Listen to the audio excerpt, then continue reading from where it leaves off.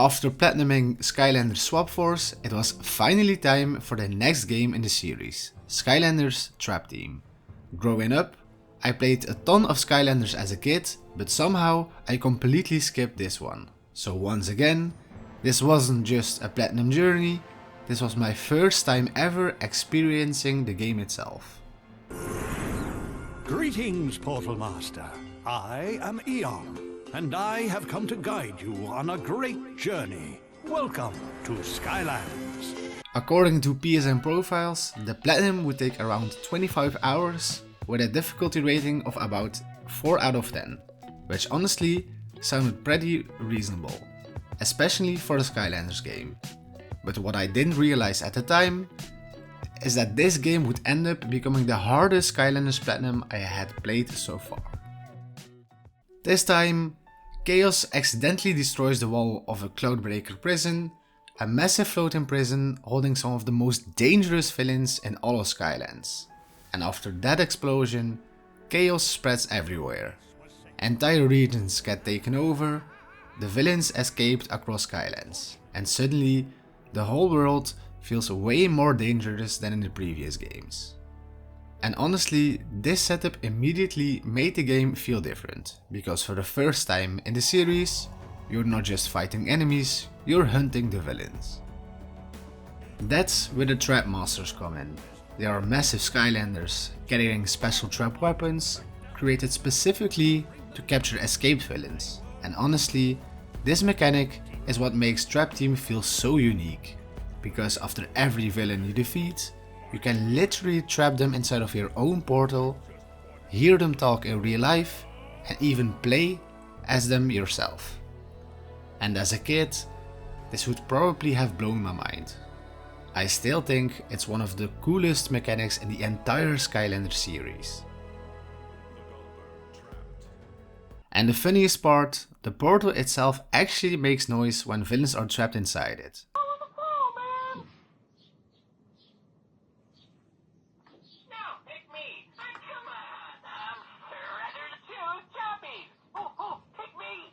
So at one point, I randomly started hearing voices in my room and I genuinely had no idea where it was coming from, until I realized it was a portal talking to me. The first thing that I needed to do for this platinum was finishing the entire campaign on any difficulty, just to unlock Nightmare difficulty. This first playthrough was a lot more fun than I expected. Every chapter introduced new villains, new environments, and surprisingly creative mechanics. One moment you're fighting pirates on flying ships, and then next you're exploring ancient ruins or escaping giant boss fights. The game constantly throws new ideas at you, which made the first one feel surprisingly fresh the entire way through. But what I really liked about this platinum is that almost every chapter had its own unique trophy, which meant I constantly had something specific to work towards. For example, I had to destroy 4 stone chompy heads, I needed to destroy 1 dropship. When I saw this train, I knew I had to ride it till the very end of the line. In the last level, I had to collect 9 coins while falling down the machine heart.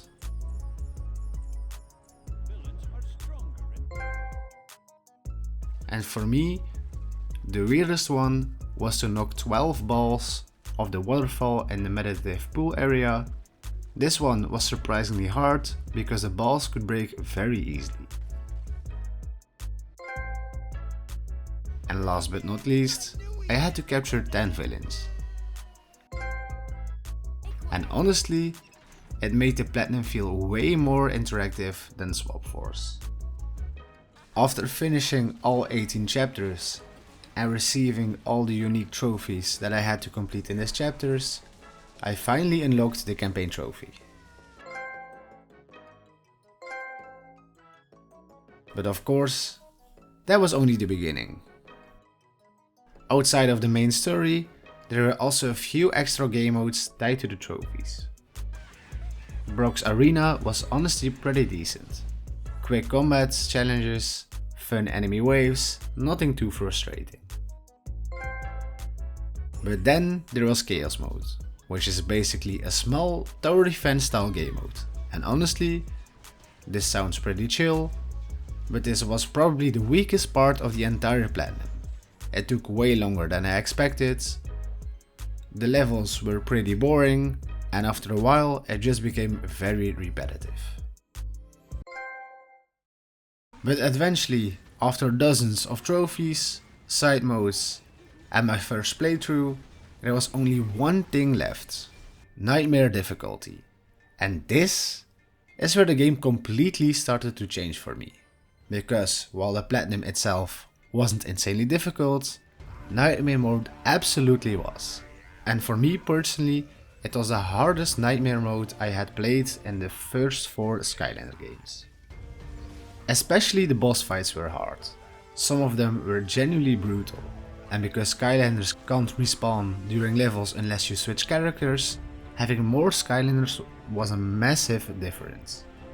Which is funny, because when I started this journey I only had 3 Skylanders, and somehow that turned into 50.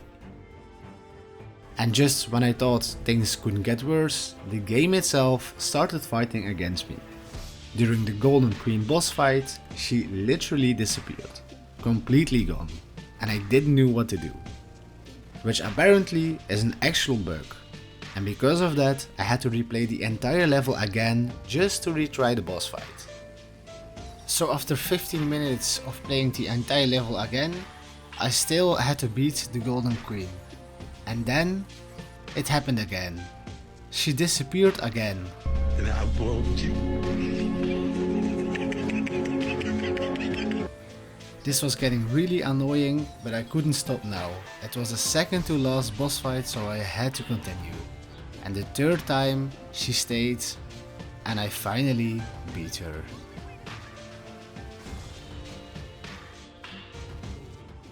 But nothing, absolutely nothing, prepared me for the final chaos fight.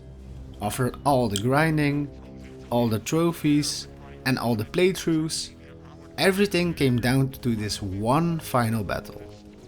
And for me, this fight genuinely felt impossible at times. The fight took me over 1 hour and 17 minutes. 1 hour for a single boss fight.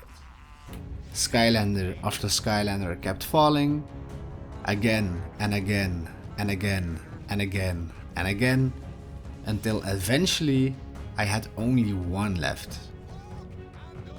And somehow, against all odds, I actually beat him. And I want to be completely honest with you guys, it's not to just build up the tension for the video, I actually had one Skylander left. I really thought I had to play this whole fight again. 1 hour, just lost of my life, so I'm so happy I finally did it. And after everything, the platinum was finally mine. Honestly, this was way harder than I expected, but finally seeing the platinum pop made all the frustration worth it. So Trap Team for me definitely had its frustrating moments, but overall I genuinely had a very good time with it. The traps were fun, the villains were memorable, and Nightmare difficulty actually made this platinum feel rewarding. And honestly, I still can't believe I completely skipped this game growing up. And now there's only one thing left to do. Move on to the next Skylander game. Skylanders Superchargers. So if you want to see me go for that platinum, don't forget to subscribe on this channel. And thank you for watching. I'll see you guys there.